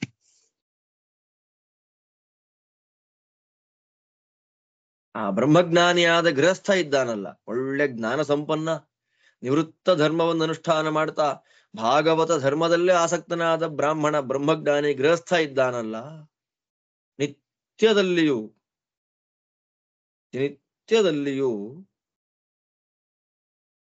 ನನಗೆ ಜ್ಞಾನ ಇದೆ ಅಂತ ಗೊತ್ತಿದೆ ಅವನಿಗೆ. ನಾನು ಜ್ಞಾನವಂತ, ನನಗೆ ಜ್ಞಾನ ಇದೆ ಅದು ಗೊತ್ತಿದೆ ಅವನಿಗೆ. ಆ ವ್ಯಕ್ತಿ ಅವನು ಏನ್ ಮಾಡ್ತಾನೆ? ನನ್ನಲ್ಲಿ ಜ್ಞಾನ ಇದೆ ಅಂತ ಗೊತ್ತಾಗೋದು ಬೇಡ, ಯಾರಿಗೂ ಸಮಾಜಕ್ಕೆ ಗೊತ್ತಾಗೋದು ಬೇಡ. ನನ್ನ ಮಹಿಮೆ, ನನ್ನ ಜ್ಞಾನದ ವೈಭವ ಸಮಾಜಕ್ಕೆ ಪೂರ್ಣವಾಗಿ ಗೊತ್ತಾಗುವಂಥದ್ದು ಬೇಡ. ನಾನು ಹೀಗೆ ಎಲೆಯ ಒಳಗೆ ಸೇರಿಕೊಂಡ ಕಾಯಿನ ಹಾಗೆ ನಾನಿದ್ದು ಬಿಡುತ್ತೇನೆ. ಎಲೆ ಮರೆ ಕಾಯಿ ಅಂತ. ಅಜ್ಞಾತಚರ್ಯ ಅನ್ನೋದಕ್ಕೆ ವಾದಿರಾಜ ಸ್ವಾಮಿಗಳು ಎರಡು ರೀತಿ ವ್ಯಾಖ್ಯಾನ ಮಾಡ್ತಾರೆ. ಅಜ್ಞಾತಚರ್ಯ ಅಂತಂದ್ರೆ ತನ್ನ ಮಹಿಮೆಯನ್ನ ತೋರಿಸದೆ ಮುಚ್ಚಿಟ್ಟುಕೊಳ್ಳೋದು ಅಂತ ಒಂದು. ಅಜ್ಞಾತ ಅಂದ್ರೆ ಯಾರಿಗೂ ಪರಿಪೂರ್ಣವಾಗಿ ತಿಳಿದುಕೊಳ್ಳಲಿಕ್ಕೆ ಸಾಧ್ಯವಿಲ್ಲದವನು ಭಗವಂತ. ಅಂತ ಭಗವಂತನ ಪ್ರೀತ್ಯರ್ಥವಾಗೇ ನನ್ನ ಕೆಲಸ ಇರ್ಲಿ ಅಂತ ಅಪೇಕ್ಷೆ ಪಡ್ತಾರೆ. ಈ ತರ ಅನುಸಂಧಾನ ಇರತಕ್ಕಂತ ಜ್ಞಾನಿಗಳು ಹೆಂಡತಿ, ಮಕ್ಕಳು, ಸಂಬಂಧಿಕರು, ಫ್ರೆಂಡ್ಸು ಎಲ್ಲದರ ಮಧ್ಯೆ ಬದುಕ್ತಾ ಇದ್ರೂ ಕೂಡ ಯಾವುದೇ ಪಾಪಲೇಪ ಇಲ್ಲದೆ, ಎಷ್ಟು ಚೆನ್ನಾಗಿ ಹೇಳ್ತಾರೆ ನೋಡಿ, ಯಾವುದೇ ಪಾಪಗಳ ಸಂಪರ್ಕ ಇಲ್ಲದೆ ಚೆನ್ನಾಗಿರ್ತಾರೆ. ಅನುಸಂಧಾನ ಮುಖ್ಯ, ಎಲ್ಲೇ ಇರ್ಲಿ ಅನುಸಂಧಾನ ಮುಖ್ಯ. ಆದ್ದರಿಂದ ಏನ್ ಹೇಳ್ದಾಗಾಯ್ತು ಒಟ್ಟಿನಲ್ಲಿ? ಸನ್ಯಾಸಿ ಆಶ್ರಮ ದೊಡ್ಡದು, ಮರ್ಯಾದೆ ಕೊಡ್ರಿ ಅಲ್ಲ. ಜ್ಞಾನಪೂರ್ವಕವಾದ ಅನುಷ್ಠಾನ ಮಾಡ್ತಾ ಇದ್ದಾನ ಅವನು, ಮರ್ಯಾದೆ. ಜ್ಞಾನಪೂರ್ವಕ ಅನುಷ್ಠಾನ ಮಾಡ್ತಿಲ್ವಾ, ಬಿಟ್ಟು ಬನ್ರಿ. ಜ್ಞಾನಪೂರ್ವಕವಾದ ಅನುಷ್ಠಾನ ಮಾಡತಕ್ಕ ಗೃಹಸ್ಥರಿಗೆ ಮರ್ಯಾದೆ ಕೊಡ್ರಿ, ಅಷ್ಟೇ ಮುಗೀತು ತಾತ್ಪರ್ಯ. ಅನಂತ್ ಕುಮಾರ್ ಹೇಗೆ ಹೇಳ್ತಾರೆ ನೋಡಿ.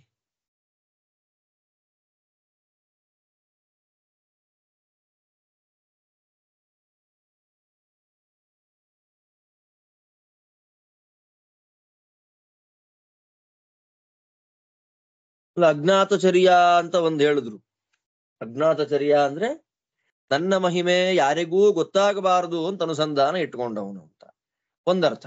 ಇನ್ನೊಂದರ್ಥ ಅಜ್ಞಾತನಾದ ಭಗವಂತನನ್ನ ಪ್ರೀತಿ ಪಡಿಸೋದು ಅಂತ. ಅಲ್ಲ, ಭಗವಂತನನ್ನ ಅಜ್ಞಾತ ಅಂದ್ರೆ ತಿಳ್ಕೊಳ್ಳಿಕ್ ಆಗದೆ ಇರತಕ್ಕಂಥವನು, ದೇವರ ಬಗ್ಗೆ ತಿಳ್ಕೊಳ್ಳಿಕ್ ಆಗೋದಿಲ್ಲ ಅಂದ್ಮೇಲೆ ತಿಳ್ಕೊಂಡು ಏನಾಗಬೇಕಾಗಿದೆ? ಏನ್ ಮಾಡಿದ್ರು ದೇವರನ್ನ ತಿಳ್ಕೊಳ್ಳಿಕ್ ಆಗೋದೇ ಇಲ್ಲ ಅಂದ್ಮೇಲೆ ಅವನು ಅನಿರ್ವಚನೀಯ ಅಂತ ಆಗತ್ತೆ.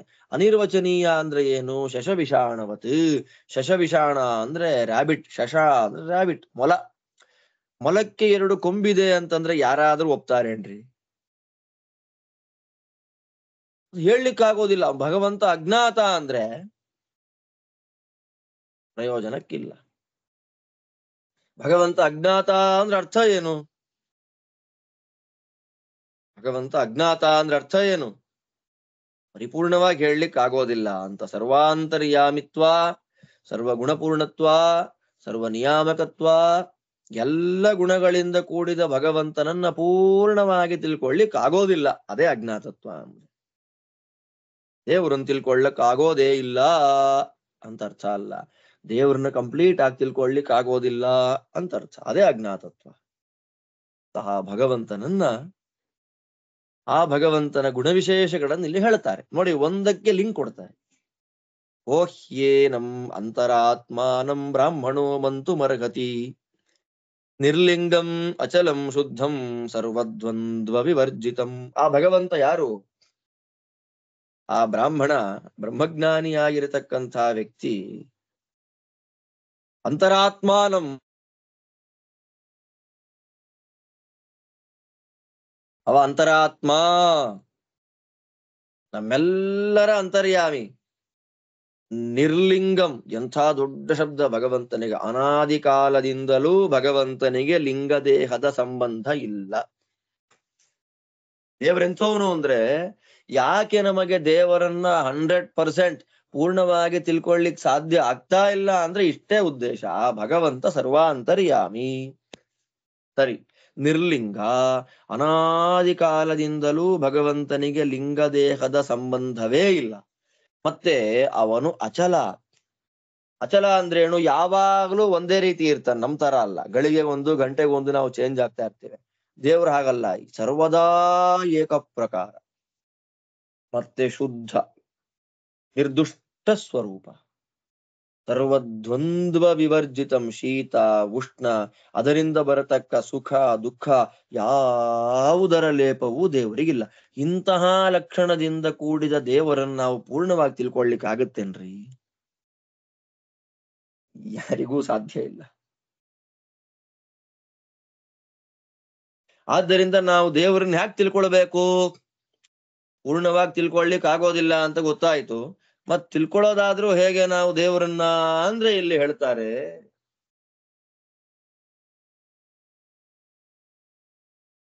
ಅವನು ಸ್ವತಂತ್ರ, ಅವನು ಜಗಜ್ಜನ್ಮಾಧಿಕರ್ತ, ಅವನು ಅನಂತ ಕಲ್ಯಾಣ ಗುಣ ಪರಿಪೂರ್ಣ. ರಮಾಬ್ರಹ್ಮಾದಿ ದೇವತೆಗಳು ಅವನಿಗಿಂತ ಭಿನ್ನರಾಗಿದ್ದಾರೆ. ರಮಾಬ್ರಹ್ಮಾದಿ ದೇವತೆಗಳು ಭಗವಂತನ ಅಧೀನದಲ್ಲಿದ್ದಾರೆ. ಆ ಭಗವಂತನ ಅಧೀನದಲ್ಲಿ ಇರುವ ರಮಾಬ್ರಹ್ಮಾದಿ ಎಲ್ಲ ದೇವತೆಗಳು ತಾರತಮ್ಯ ಕ್ರಮವಾಗಿ ಅವರವರ ಯೋಗ್ಯತೆಯನ್ನ ಪಡೆದಿದ್ದಾರೆ. ಅದೇ ತಾರತಮ್ಯಕ್ಕನುಕೂಲವಾಗಿ ಭಗವಂತನನ್ನ ಉಪಾಸನೆ ಮಾಡ್ತಾರೆ. ಎಂಥ ಕ್ಲಿಯರ್ ಕಟ್ ನಿರೂಪಣೆ! ದೇವರನ್ನ ಹ್ಯಾಕ್ ತಿಳ್ಕೊಳ್ಳಿಕ್ಕಾಗತ್ತೆ? ಹೀಗೆ ತಿಳ್ಕೊಳ್ಬೇಕು. ಹೀಗೆ ಯಾರು ತಿಳಿದಿದ್ದಾನೆ ಅವನೇ ಜ್ಞಾನಿ. ಇದಕ್ಕಿಂತ ವಿರುದ್ಧವಾಗಿ ಯಾರು ತಿಳಿದಿದ್ದಾನೆ ಅವನ ಜ್ಞಾನಿ. ದೇವರು ಸ್ವತಂತ್ರ ಅಲ್ಲ, ದೇವರು ಜಗಜ್ಜನ್ಮಾಧಿಕರ್ತೃವಲ್ಲ, ದೇವರಿಗೆ ಅನಂತ ಕಲ್ಯಾಣ ಗುಣಗಳಿಲ್ಲ. ರಮಾಬ್ರಹ್ಮಾದಿ ದೇವತೆಗಳು ಭಗವಂತನಿಗಿಂತ ಭಿನ್ನರಲ್ಲ. ರಮಾಬ್ರಹ್ಮಾದಿ ದೇವತೆಗಳು ಭಗವಂತನ ಅಧೀನದಲ್ಲಿ ಇಲ್ಲ. ಈ ತರ ಎಲ್ಲ ಅನುಸಂಧಾನ ಮಾಡೋದು. ಈ ರೀತಿಯಾದ ಅನುಸಂಧಾನವನ್ನ ಯಾರು ಮಾಡ್ತಾನೆ ಅವನು ಜ್ಞಾನಿ ಅಲ್ಲ. ಜ್ಞಾನಿ ಎನ್ನುವನು ಹೇಗಿರ್ತಾನೆ? ಮೊದಲು ಹೇಳದ್ನಲ್ಲ, ಹಾಗಿರ್ತಾನೆ. ಅದನ್ನೇ ಇಲ್ಲಿ ಹೇಳ್ತಾರೆ, ಯೋನ್ಯಥಾ ಸಂತಮ ಆತ್ಮಾನಂ ಅನ್ಯಥಾ ಪ್ರತಿಭಾಷತೆ ಕಿಂತೇನ ನಕೃತಂ ಪಾಪಂ ಚೋರೇಣಾತ್ಮಾಪಹಾರಿಣ. ಅಲ್ವಾ? ಭಗವಂತ ಜೀವರಿಗಿಂತ ಅತ್ಯಂತ ವಿಲಕ್ಷಣನಾಗಿದ್ದಾನೆ, ಜೀವರಿಗಿಂತ ಪೂರ್ಣ ಭಿನ್ನನಾಗಿದ್ದಾನೆ ಭಗವಂತ. ಅಂತಹ ಅನ್ಯಥಾ ಸಂತಂ ಆತ್ಮಾನಂ, ಜೀವರಿಗಿಂತ ಭಿನ್ನನಾಗಿ ವಿಲಕ್ಷಣನಾಗಿ ಸ್ವತಂತ್ರನಾಗಿರುವಂತಹ ಭಗವಂತನನ್ನ ನಾನು ದೇವರು ಒಂದೇ ಅಂತ ಐಕ್ಯ, ಭಿನ್ನನಾದ ಭಗವಂತನನ್ನ ಐಕ್ಯ ಚಿಂತನೆಯನ್ನ ಮಾಡೋದು. ಭಗವಂತನಿಗೆ ಜೀವರ ಜೊತೆಯಲ್ಲಿ ಐಕ್ಯವನ್ನ ಯಾರು ಹೇಳ್ತಾರೆ, ಅವನು ಭಗವಂತನನ್ನೇ ಕದ್ದ ಕಳ್ಳ. ಅರ್ಥಾತ್ ಏನಾಯ್ತು, ಜೀವನೇ ಬ್ರಹ್ಮ ಅಂದ್ರೆ ಜೀವನಿಗಿಂತ ಬೇರೆಯಾದ ಭಗವಂತ ಇನ್ನೊಬ್ಬ ಇಲ್ಲ ಅಂತ ಹೇಳಿದಾಗಾಯ್ತು. ಅಂದ್ರೆ ಜೀವ ಬಿಟ್ಟು ಬೇರೆ ಇನ್ಯಾವ ಪದಾರ್ಥವೋ ಲೋಕದಲ್ಲಿ ಇಲ್ವೇ ಇಲ್ಲ ಅಂತ ಹೇಳಿದಾಗಾಯ್ತು. ಆದ್ದರಿಂದ ಅವನಷ್ಟು ಪಾಪಿಷ್ಠ ಲೋಕದಲ್ಲಿ ಇನ್ಯಾರಿದ್ದಾರೆ? ತುಂಬಾ ದೊಡ್ಡ ಮಾತು.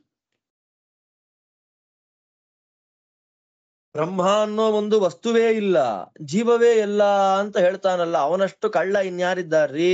ಅವನಷ್ಟು ಪಾಪ ಇನ್ಯಾರು ಮಾಡಿದ್ದಾರ್ರಿ? ಎಲ್ಲ ಪಾಪಗಳು ಅವನೇ ಮಾಡಿದ ಹಾಗೆ. ಜೀವ ಬ್ರಹ್ಮರಿಗೆ ಐಕ್ಯವನ್ನ ಹೇಳುವವನು ಮಾಡಿದಷ್ಟು ಪಾಪ ಇನ್ಯಾರು ಮಾಡಲ್ಲ. ಸಕಲ ಪಾಪಗಳು ಅವನಲ್ಲೇ ಇದೆ. ಅವನು ಬ್ರಹ್ಮಜ್ಞಾನಿ ಅಂತೂ ಅಲ್ಲ.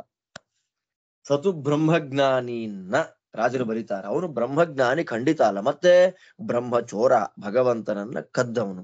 ಭಗವಂತನನ್ನ ಕದ್ದು ನಾನೇ ಬ್ರಹ್ಮ ಅಂತ ಅನ್ನುವವನು. ಈ ಶ್ಲೋಕವನ್ನ ಆಚಾರ್ಯರು ಸರ್ವಮೂಲದಲ್ಲಿ ಹಾಕಿದ್ದಾರೆ. ಯೋನ್ಯಥಾ ಸಂತಮಾತ್ಮಾನಂ ಅನ್ಯಥಾ ಪ್ರತಿಪದ್ಯತೆ ಅಂತ, ಪ್ರತಿಭಾಷ್ಯತೆ ಅಂತ. ಇರ್ಲಿ, ಏನ್ ಸಮಸ್ಯೆ ಏನಿಲ್ಲ. ಇದು ಸರ್ವಮೂಲದಲ್ಲಿ ಆಚಾರ್ಯರು ಸ್ವೀಕಾರ ಮಾಡಿಕೊಂಡಂತಹ ಒಂದು ಶ್ಲೋಕ, ಸನತ್ಸು ಜಾತಿಯದ್ದು. ಅದರಿಂದ ಜ್ಞಾನಿಯಾದವನು ಅಂದ್ರೆ ಹೇಗಿರ್ತಾನೆ? ಸನ್ಯಾಸಿಗಳು ಅಷ್ಟೇ, ಗೃಹಸ್ಥರು ಅಷ್ಟೇ. ಒಂದು ಗುಣ ಸನ್ಯಾಸಿಗಳದ್ದು ಹೇಳಿದ್ರು, ಪೂರ್ವಾಶ್ರಮ ಸಂಬಂಧ ವರ್ಜಿತತ್ವ, ಹಿರಣ್ಯಾದಿಗಳದ್ದು ಅಂತ. ಇನ್ನೊಂದೇನು? ಮಿಥ್ಯಾಜ್ಞಾನ ಶೂನ್ಯತ್ವ. ಎರಡು. ಗೃಹಸ್ಥನಾದವನು ಅಲ್ಲಿದ್ದು ಅಭಿಮಾನ ಶೂನ್ಯನಾದವನು, ಸಂಸಾರದಲ್ಲಿದ್ದು ಅಭಿಮಾನ ಶೂನ್ಯನಾದವನು. ಇದು ಇಬ್ಬರಿಗೂ ಸಮಾನ. ಭಗವಂತನನ್ನ ಶಾಸ್ತ್ರೋಕ್ತವಾಗಿ ತಿಳಿದುಕೊಳ್ಳುವಂಥದ್ದು. ನಾವು ದೇವರನ್ನ ಹ್ಯಾಕ್ ತಿಳ್ಕೊಳ್ಬೇಕು?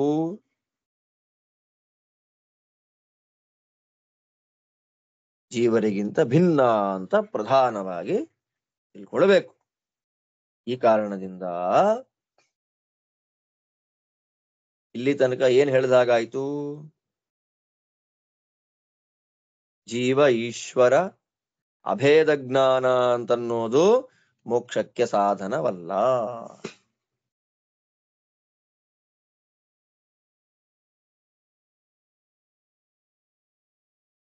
ಮಿಥ್ಯಾಜ್ಞಾನ ಅನ್ನೋದು ಅಂಧಂತಮಸ್ ಸಾಧನ, ಮಹಾಪಾಪ ಸಾಧನ. ಆದ್ದರಿಂದ ಮುಮುಕ್ಷುವಾಗಿರತಕ್ಕಂತಹ ವ್ಯಕ್ತಿ ಮಿಥ್ಯಾಜ್ಞಾನಿಗಳ ಸಂಪರ್ಕವನ್ನ ಮಾಡಬಾರದು, ಮಿಥ್ಯಾಜ್ಞಾನ ಸಂಪಾದನೆಯನ್ನು ಮಾಡಬಾರದು. ಜೀವ ಬ್ರಹ್ಮ ಐಕ್ಯ, ಜಗತ್ತು ಮಿಥ್ಯಾ, ಭಗವಂತನಲ್ಲಿ ಗುಣಗಳಿಲ್ಲ ಇತ್ಯಾದಿ ಏನೇನೋ ತಲೆಹರಟೆ ವಾದಗಳನ್ನೆಲ್ಲ ಮಾಡಬಾರದು, ಅದನ್ನು ತಿಳ್ಕೊಳ್ಬಾರದು, ಅವರ ಸಹವಾಸ ಮಾಡಬಾರದು ಅನ್ನೋದನ್ನ ಇಲ್ಲಿ ಹೇಳ್ತಾರೆ 17ನೇ ಶ್ಲೋಕದಲ್ಲಿ. ಅಶ್ರಾಂತಸ್ಯಾತ್ ಅನಾದಾತ ಸಮ್ಮತೋ ನಿರುಪದ್ರವ ಶಿಷ್ಟೋ ನಾಶಿಷ್ಟವತ್ಸ ಸ್ಯಾತ್ ಬ್ರಾಹ್ಮಣೋ ಬ್ರಹ್ಮವಿತ್ ಕವಿ. ತುಂಬಾ ಸುಂದರವಾದದ್ದು. ಅಶ್ರಾಂತ ಸ್ಯಾತ್, ಒಂದೊಂದು ಶಬ್ದ ಚೆನ್ನಾಗಿದೆ. ಅಶ್ರಾಂತಹ,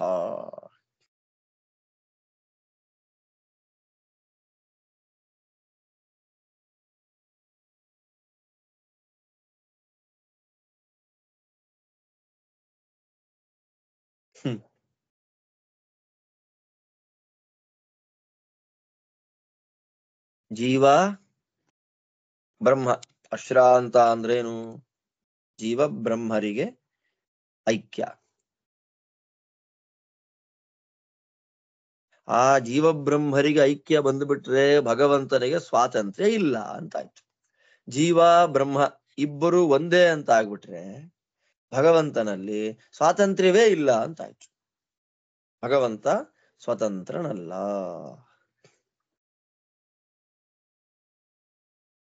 ಅಂದ್ರೆ ಮಿಥ್ಯಾಜ್ಞಾನ ಬಂತು.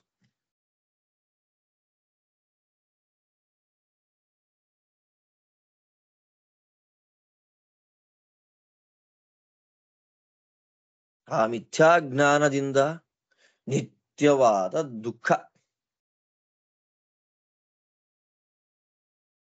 ಅದರಿಂದ ಅಂಧಂತಮಸ್ಸಿನ ಅನುಭವ, ಇದನ್ನ ಬಿಟ್ಬಿಡ್ಬೇಕು. ಅವನಶ್ರಾಂತ, ಶ್ರಮ ಇಲ್ಲದೆ ಇರತಕ್ಕಂಥವನು.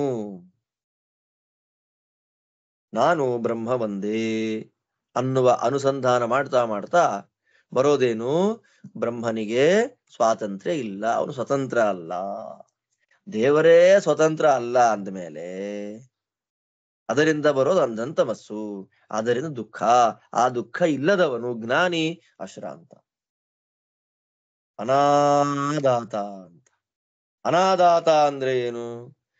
ಯಾವ ವಿಷಯ ಸಂಪರ್ಕವೂ ಇಲ್ಲ ಅವನಿಗೆ. ತುಂಬಾ ಚೆನ್ನಾಗಿದೆ. ವಿಷಯ ಸಂಪರ್ಕವೇ ಇಲ್ಲ ಅಂದ್ರೆ ವಿಷಯದ ಅನುಭವ ಹೇಗಾಗತ್ತೆ? ಇಲ್ಲ. ಅವನ ಅನಾದಾತ. ವಿಷಯ ಸಂಪರ್ಕ ಇಲ್ಲ ಅಂದ್ಮೇಲೆ ಅದು ಅನುಭವ ಹೇಗಾಗತ್ತೆ? ಮೊಬೈಲ್ ನೋಡೋದೇ ಇಲ್ಲ ಅಂದ್ಮೇಲೆ ಮೊಬೈಲ್ ಚಟ ಹೇಗ್ ಬರುತ್ತೆ ಅವನಿಗೆ? ಉದಾಹರಣೆ ಕೊಟ್ಟಿದ್ದು.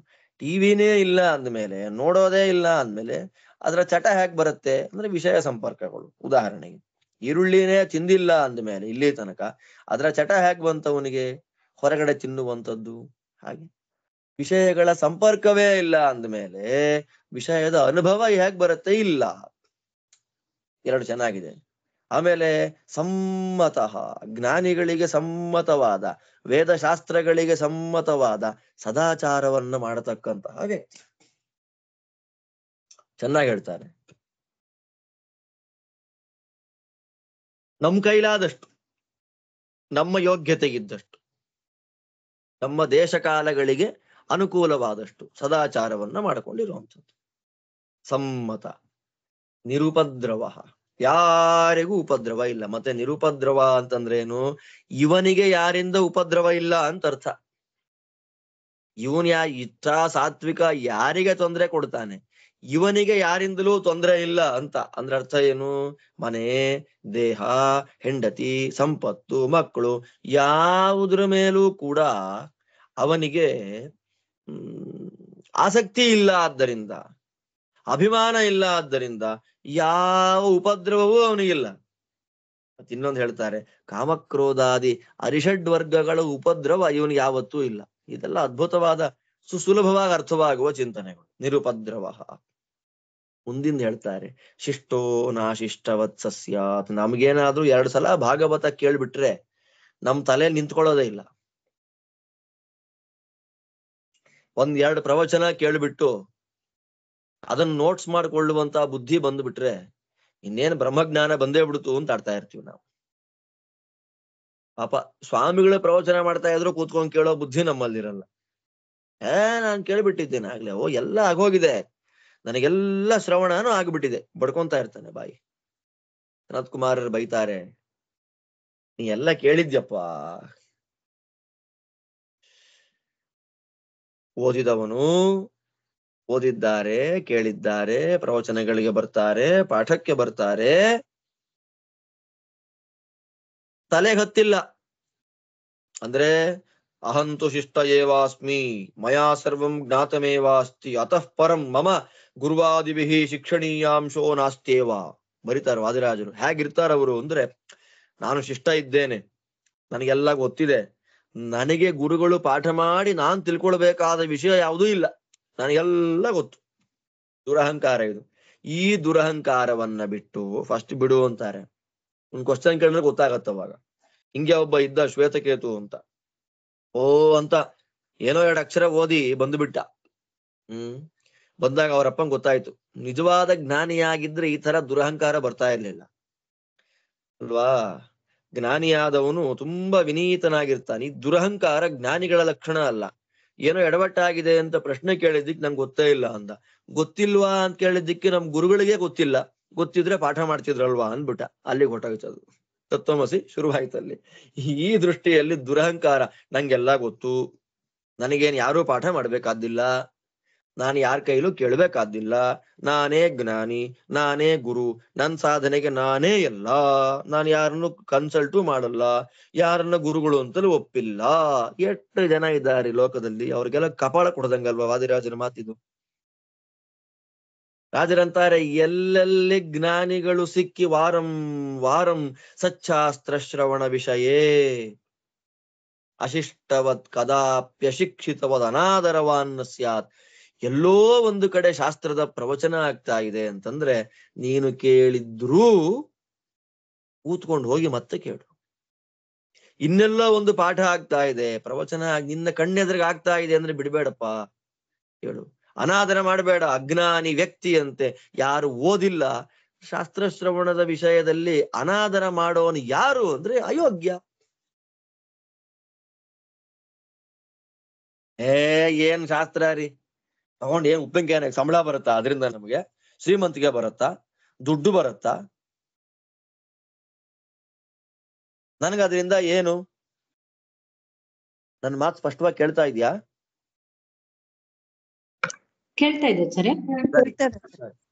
ಸರಿ, ನನಗದ್ರಿಂದ ಏನು?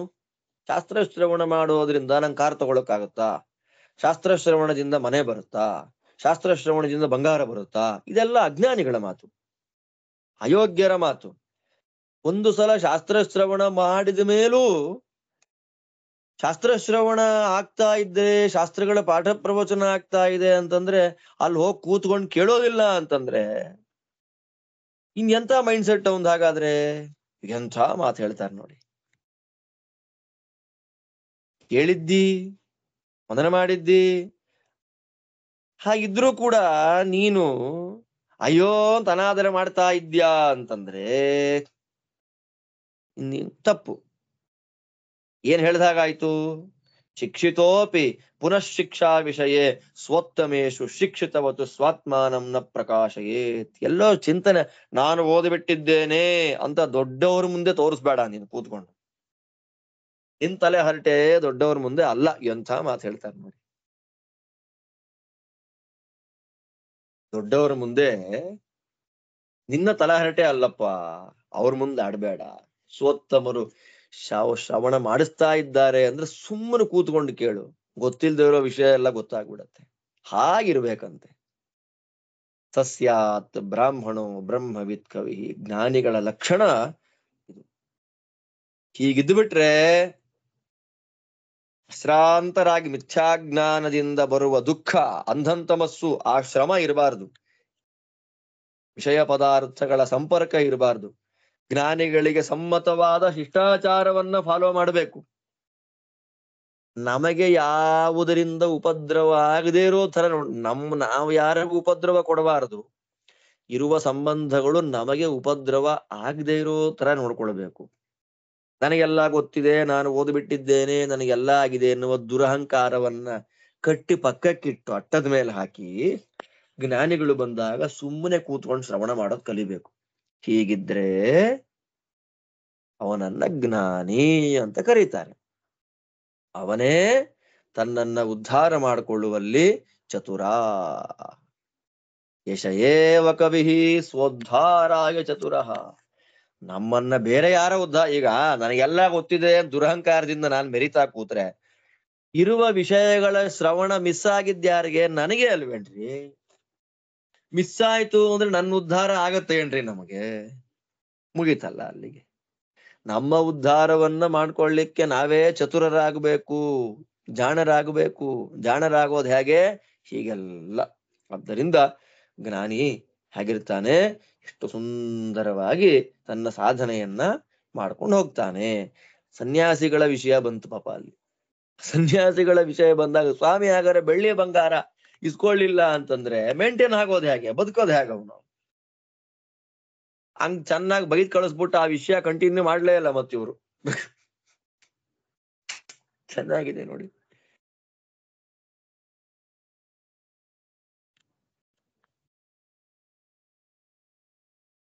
ಚೆನ್ನಾಗಿ ಬೈದ್ಬಿಟ್ರು. ಪೂರ್ವಾಶ್ರಮ ಗೀರ್ಮಾಶ್ರಮ ಅಂತೆಲ್ಲ ಬೈದು ವಾಟ್ ನೆಕ್ಸ್ಟ್ ಅಂತಂದ್ರೆ ಒಳ್ಳೆ ಜ್ಞಾನಿಗಳ ಲಕ್ಷಣ ಹೇಳ್ತಾ ಕೂತ್ಕೊಂಡ್ಬಿಟ್ರು.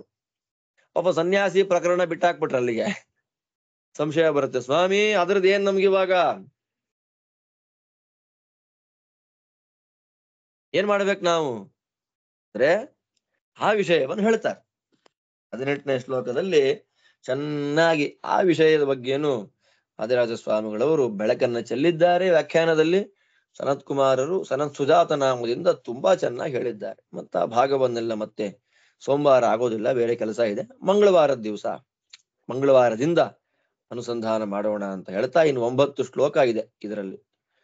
19 ಆಯ್ತಾ ಈಗ? 24. ಇನ್ನ 17, ಇನ್ನು 7 ಶ್ಲೋಕ ಇದೆ. 7 ಶ್ಲೋಕ ತುಂಬಾ ಚಿಕ್ಕ ಚಿಕ್ಕ ಶ್ಲೋಕಗಳು. ಆ 7 ಶ್ಲೋಕ ಮುಗಿದ್ರೆ ಅತ್ಯಂತ ಕಠಿಣ, ತುಂಬಾ ಕಷ್ಟ. ಸನತ್ ಸುಜಾತೀಯ 2 ಅಧ್ಯಾಯ ನಾವು ಕಂಪ್ಲೀಟ್ ಮಾಡಿದಾಗ ಆಗತ್ತೆ. ಇನ್ನು 3 ಅಧ್ಯಾಯಗಳನ್ನ ಮುಗಿಸಿಬಿಟ್ರೆ ಹಾಗೂ ಹೀಗೂ ಸನತ್ ಸುಜಾತೀಯದಂತಹ ದೊಡ್ಡ ಪ್ರಕರಣವನ್ನ ಮುಗಿಸಿದಂತಹ ಪುಣ್ಯ, ಸಾಧನೆ, ಜ್ಞಾನ ಬರುತ್ತೆ. ಹಾಗೆ ಬರುವಂತಾಗ್ಲಿ ಅಂತ ಹರಿಗುರುಗಳಲ್ಲಿ ಪ್ರಾರ್ಥನೆಯನ್ನ ಮಾಡ್ತಾ ಇವತ್ತಿನ ಚಿಂತನೆಯನ್ನ ಇಲ್ಲಿ ಮುಗಿಸ್ತಾ ಇದ್ದೇನೆ. ಮತ್ತೆ ಮಂಗಳವಾರದಿಂದ ಕಂಟಿನ್ಯೂ ಮಾಡ್ಕೊಂಡು ಹೋಗೋಣ ಅಂತ ಹೇಳ್ತಾ ಎಲ್ಲರಿಗೂ ಭಗವಂತ ಒಳ್ಳೇದು ಮಾಡ್ಲಿ. ಶ್ರೀಕೃಷ್ಣ ಅರ್ಪಣಮಸ್ತು.